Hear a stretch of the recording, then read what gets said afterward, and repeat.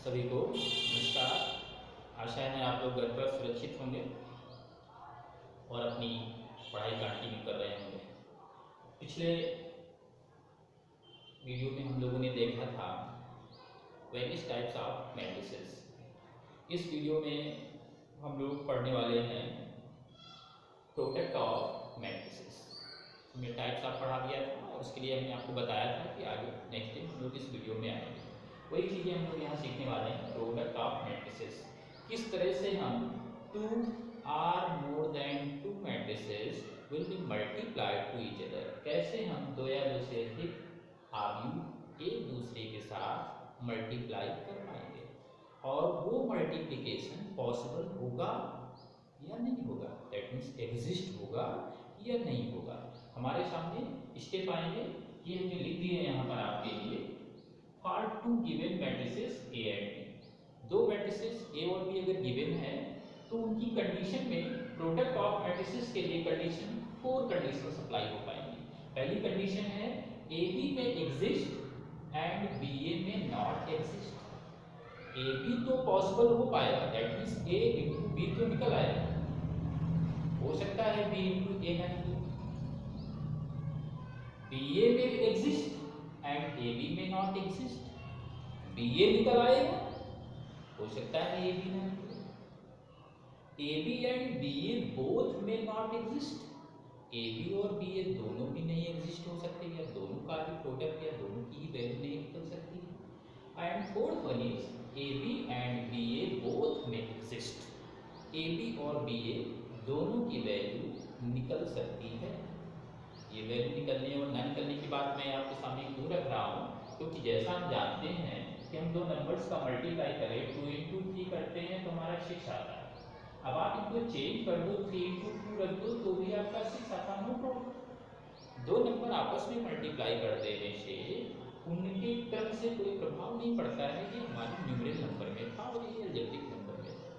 But यहाँ पर हमारे पास जो मैट्रिसेस पढ़ रहे हैं, टू मैट्रिसेस अगर आपस में मल्टीप्लाई की जा रही हैं तो क्या वास्तव में उनका मल्टीप्लाई पॉसिबल है, उसके लिए जानना जरूरी ये है कि उनका ऑर्डर क्या है।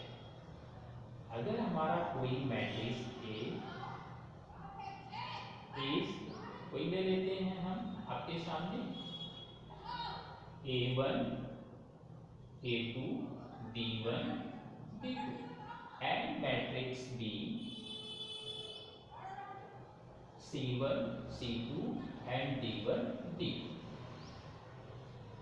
तो दोनों मैट्रिक्स का हम ऑर्डर चेक करते हैं। इसका ऑर्डर क्या होगा बेटा आपका, इसका ऑर्डर आपका 2 इंटू 2 होगा। मैट्रिक्स बी का ऑर्डर क्या होगा, 2 इंटू 2 होगा। ए इंटू बी अगर हमें करना है, ए को बी से मल्टीप्लाई करना है, अर्थात इन दोनों को आपस में मल्टीप्लाई करना है, तो A1 A2 B1 B2 into C1 C2 D1 D2। Order लिखिए इनका 2 इंटू 2 और इसका ऑर्डर भी लिखिए 2 इंटू 2। और फर्स्ट मैट्रिक्स का कॉलम और सेकेंड मैट्रिक्स की रो, इन दोनों को आप चेक करिए क्या वास्तव में ये एक दूसरे के बराबर हैं। अगर ये दोनों नंबर्स आपस में एक दूसरे से मिल रहे हैं या बराबर हैं तो ए इंटू बी इनका पॉसिबल होगा, अदरवाइज नहीं होगा।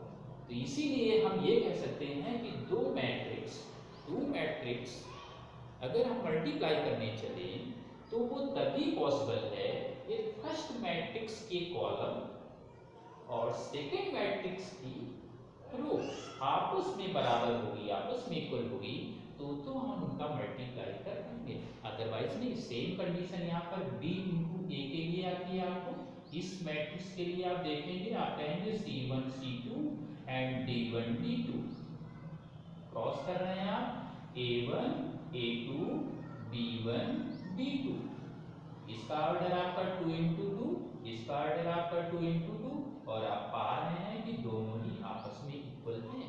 तो इन दोनों मैट्रिक्स के लिए ए बी भी एग्जिस्ट है और बी ए भी एग्जिस्ट है। दैट मीन्स ए बी भी फाइंड हो जाएगा और बी ए भी फाइंड हो जाएगा। ये फाइंड होने के बाद एग्जिस्ट होने की और ना एग्जिस्ट होने की बात आपको चेक करनी है।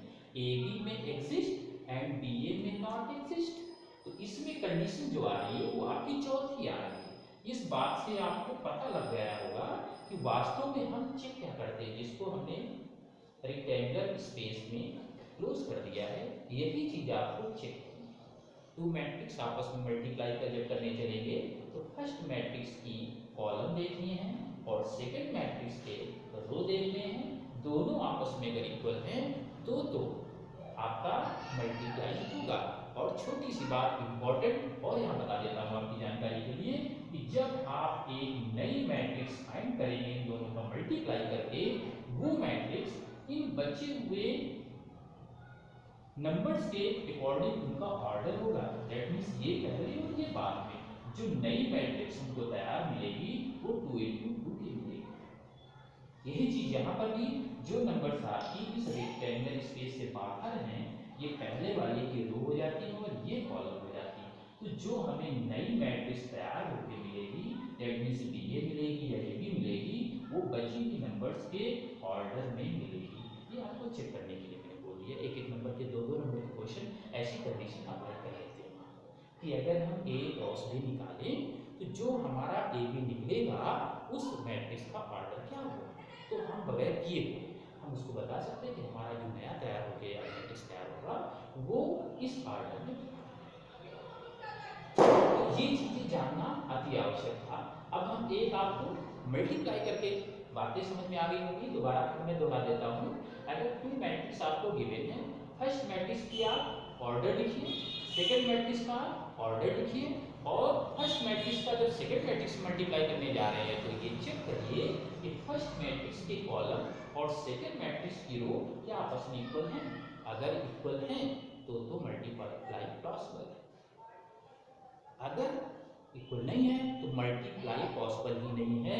फिर आपकी कंडीशन ये आ जाती है कि इन दोनों में कोई भी नहीं पॉसिबल है, लेकिन दोनों को चेक करेंगे और यही बात हम निकाल कर देंगे। और कंडीशन अप्लाई हो सकती है किसी भी मैट्रिक्स के लिए।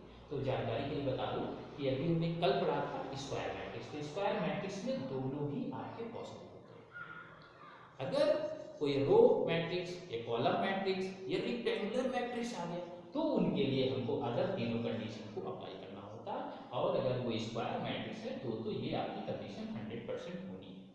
रेक्टेंगुलर कंडीशन के लिए, रेक्टेंगुलर मैट्रिक्स के लिए आपको सिचुएशन देखनी पड़ेगी इन तीनों में कौन सी आएगी। लेता हूँ ये, जैसे आपको पहले मैं मल्टीप्लाई करके एक ऑप्शन बता देता हूँ कि मल्टीप्लाई करेंगे कैसे। Suppose that a equal to 2 3 minus 4 3, b equal to 3 4 2 minus 1। अभी हम आपको मल्टीप्लाई करना बता रहे हैं कि हमें ए बी निकालना है। अब आपको चेक करके तो मालूम हो गया होगा कि इसका जो क्रम है, जो ऑर्डर है 2 into 2 है, इसका भी ऑर्डर 2 into 2 है, तो इसकी लास्ट और इसकी फर्स्ट आपस में बिलोंग कर रही है, अतः इनका ए बी भी पॉसिबल है और बी ए भी पॉसिबल हो जाएगा, क्योंकि वो भी निकल रहे हैं। अब ए बी निकाल रहे हैं 2 3 3 माइनस 4 3 को मल्टीप्लाई करना है हम लोगों को 3 4 2 माइनस 1।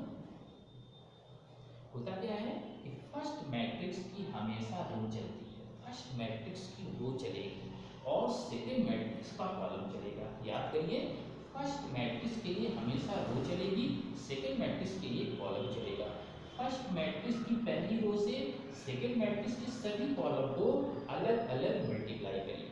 देखिए कैसे होता है, ये लगा दिया हमने, 2 का 3 से होगा 2 into 3 और प्लस का साइन लगाएंगे आप, फिर 3 का 2 से होगा 3 into 2, ये आपकी पहला एलिमेंट बन गया। अब फिर इसी का दूसरे से होगा 2 into 4 प्लस लगाएंगे 3 into -1 3 into -1। ये आपकी फर्स्ट रो से दोनों कॉलम का मल्टीप्लाई हो गया। पहला कॉलम का मल्टीप्लाई किया तो हमारा फर्स्ट एलिमेंट तैयार हो गया, फर्स्ट रो का सेकंड कॉलम से मल्टीप्लाई किया तो सेकंड एलिमेंट तैयार हो गया। अब यही कंडीशन हमारी दूसरी रो से भी होगा। दूसरी रो से फिर कॉलम -4 इंटू 3 प्लस 3 इंटू 2, ये हो गया -4 इंटू 4 प्लस 3 इंटू -1। साइन का ध्यान रखना है आपको। 2 3 जा 6 प्लस 2 3 जा 6, 2 4 जा 8 -3, 4 3 जा 12 -12 प्लस 3 2 जा 6, 4 4 जा 16 -16 -3 बन गया 3। आपका क्रम निकल के आ गया 6 और 6 6 12, सब्ट्रैक्ट हो गया 5, सब्ट्रैक्ट हो गया -6, ऐड हो गया -19। तो जो आपकी मैट्रिक्स तैयार होकर आई वो ये भी आपको आप पाएंगे। देखो इसका भी क्रम 2 इंटू 2, हमने आपको बताया था कि जो क्रम निकलता है बाकी बची हुई चीजों से, ये देखो 2 इंटू 2, ये आपका इस तरह से हम मल्टीप्लाई कर लेते हैं। एक और मल्टीप्लाई आपको इसी वक्त में रेक्टेंगुलर का बता देता हूँ, बात खत्म हो जाती है। रेक्टेंगुलर का ले लेता हूँ ये, और उससे आपकी बात पूरी हो जाती है। देखिए कोई ए मैट्रिक्स हमारा दिया हुआ है 3 2 1 0 2 3, और बी हमारा दिया हुआ 3 2 0 1 2 4 3 1 2। देखिए क्या इसका ए भी पॉसिबल है? इसका क्रम देखिए, ऑर्डर, इसका ऑर्डर हो गया 2 इंटू 3, इसका ऑर्डर देखिए 3 इंटू 3, इसका लास्ट और इसका फर्स्ट, इसका लास्ट और इसका फर्स्ट। देखिए क्या आपस में मिल रहे हैं? यस मिल रहे हैं, तो इनका ए बी पॉसिबल है। अब हम ए बी निकालेंगे। A B equal to 3 2 1 0 2 3 into 3 1 3 2 2 1 0 4 2।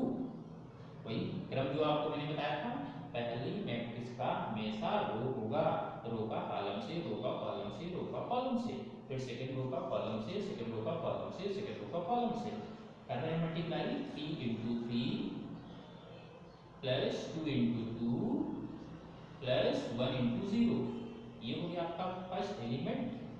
ये फर्स्ट एलिमेंट आपका तैयार। अब इसी का सेकंड रो कॉलम से 3 इंटू 2 3 इंटू 1 2 इंटू 2 प्लस लगा के 1 इंटू 4 प्लस लगा के 1 इंटू 4, ये आपका सेकंड हो गया। अब इसको थर्ड से 3 इंटू 3 2 इंटू 1 और 1 इंटू 2।